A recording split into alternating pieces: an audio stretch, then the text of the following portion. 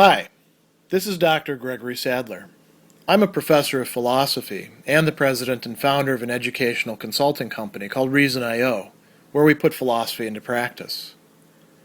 I've studied and taught philosophy for over 20 years, and I find that many people run into difficulties reading classic philosophical texts.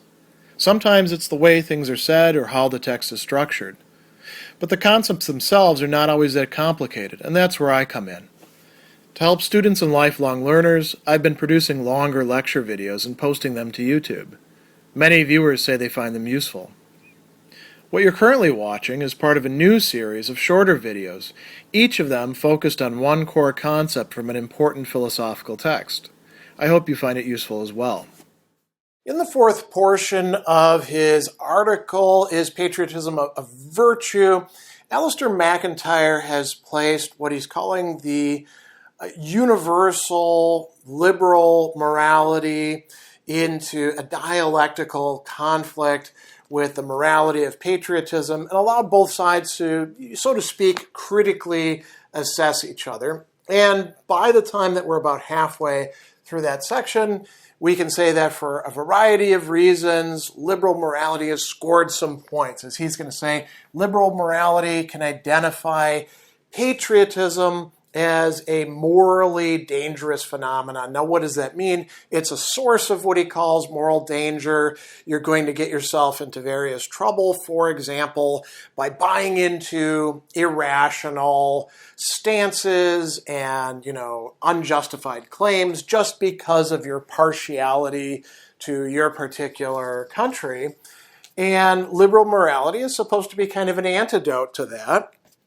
And he's going to end up saying that there's more to be said in this debate. What needs to be said is that the liberal morality of impartiality and impersonality turns out also to be a morally dangerous phenomenon in an interestingly corresponding way.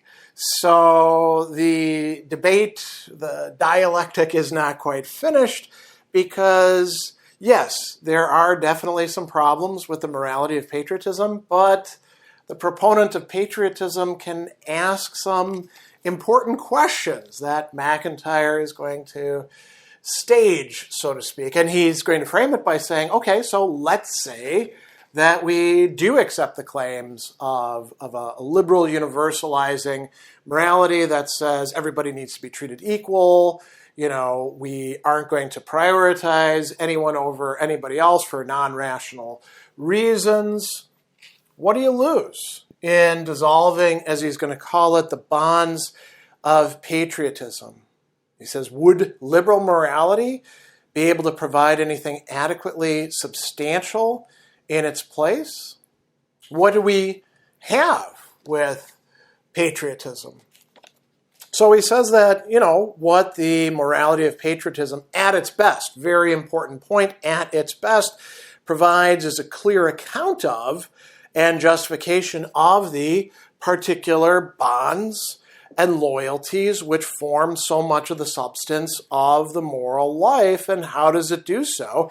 By underlining the moral importance of different members of a group, acknowledging a shared history. And this might be done, he's not giving examples here, by thinking about ways in which we talk about somebody, for example, being a veteran of a war, or being part of an important building project, or other, important matters like that. That's a shared history. And he says each one of us, to some degree or another, understands his or her life as an enacted narrative. Now, this is a broader point that MacIntyre makes in his work, as do many other people as well. Because of our relationships with others, we have to understand ourselves as characters in the enacted narratives of other people's lives. We are not just the main character in our life. We're also characters in other people's lives as well. And then there's a higher level. We're not just characters in our own little drama, say in the workplace or the family. We belong to a number of different communities, larger scale, he says, right? The story of our lives is embedded in the story of one or more larger units. Doesn't necessarily have to be the country. It could be your religious community. It could be, your gaming club or something like that. But pretty soon, you figure out, like when you pay your taxes, for example, you are part of a larger community. And he says that I understand the story of my life in such a way it's part of the history of my family or of this farm or this university or this countryside, but I understand the story of the lives of others around me is embedded in the same larger stories, and we share a common stake in the outcome of that story and what kind of story it is. Both is and is to be tragic, heroic, or comic. And so patriotism is saying that if you erode this dimension of moral life, if I don't understand the enacted narrative of my own individual life as embedded in the history of the country, then I won't understand what is owed to me or what I owe to other people, at least in certain respects. And so understanding the history of the communities that you're involved in is equivalent to understanding what is owed to you. Now, that's going to be something that liberal morality is going to say, that's a wrong-headed point of view. But if this is important in our moral life, in our moral development, in our ongoing moral engagements, in understanding who we are, then liberal morality would also be morally dangerous. It would rob us of resources that we actually need. Now, we'll come back to this point that we made earlier as just a little aside, that MacIntyre said that, at its best, right? So MacIntyre says, we have to stress that patriotism, in the sense in which I'm understanding it in this paper, is not something that you can just assume you've got a country, you've got patriotism. No, only certain types of national community, and only in certain circumstances. So if you have a national community, say, of, National Socialism under the Nazi regime in the Third Reich, patriotism not really possible in that condition, right?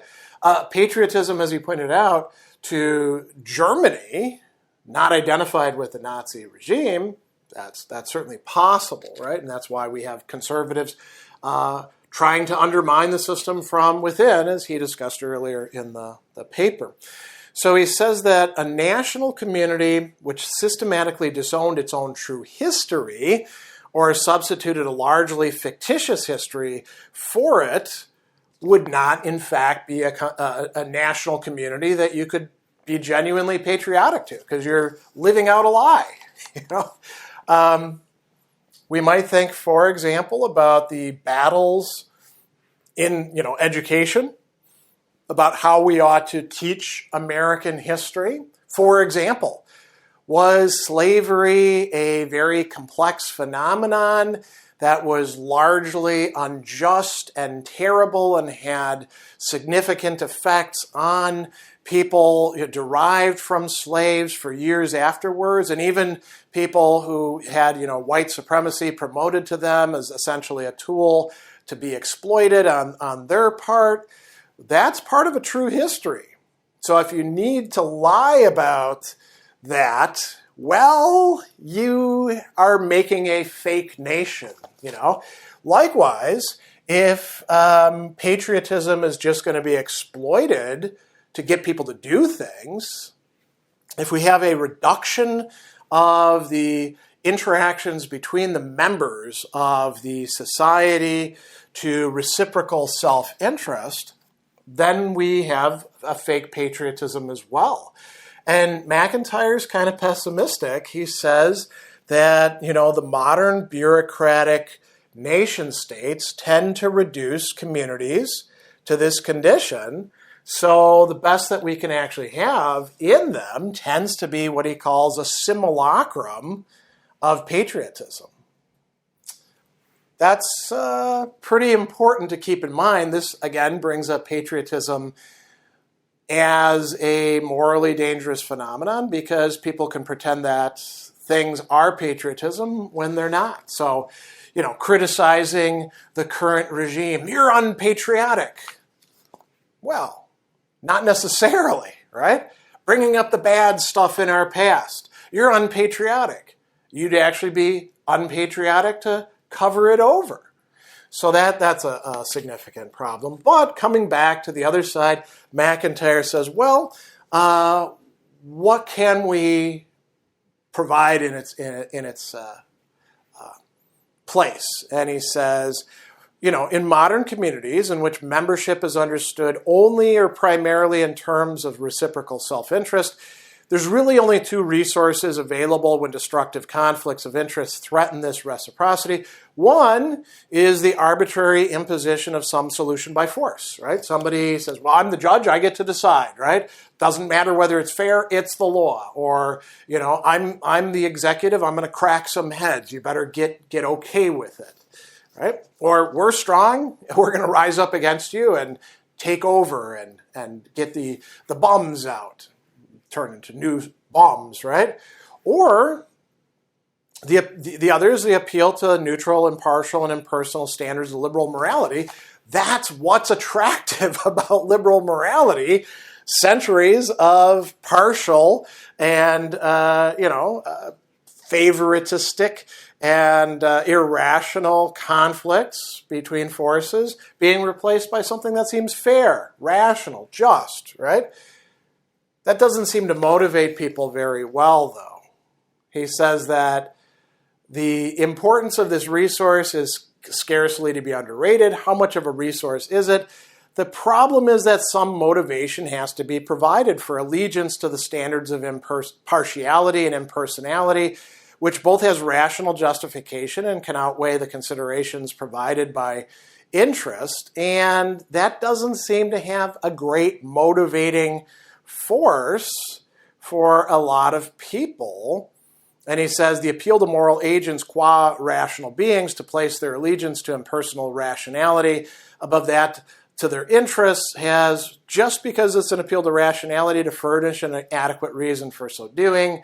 Oftentimes it doesn't. It looks like it's just another appeal to force, and it doesn't really work, which then leads us back into something like just pursuit of rational self-interest or force. There's another problem that he points out as well, which is that political communities in the present day require some sort of armed forces, both probably directed towards other countries, and you also need armed forces for policing. And you could have them motivated solely just by self-interest.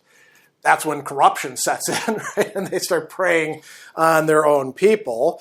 Can you actually get the people who need to be able to put their lives on the line for the sake of the political community, holding it to be important, whether it's, protecting the nation or protecting and serving the community? Can you get them to do that by appealing to liberal morality? Probably not. That's not going to be a great motivating force, in part because that's also going to lead them to corrosively apply criticism from within. So you need some people who are, at least to some degree, patriotically motivated, recognizing the morality of patriotism, embodying it in their lives and community, in order to sustain the nation state. Like he says, good soldiers may not be liberals and must indeed embody in their actions a good deal, at least, of the morality of patriotism. So the political survival of any polity in which liberal morality secured large-scale allegiance would depend on there being enough young men and women who rejected that liberal morality. In this sense, liberal morality tends towards the dissolution of social bonds. So what we end up having, he says here, is that both of these, both liberal morality and the morality of patriotism, are morally dangerous phenomena. So then the question is, well, now that we've realized that, what next?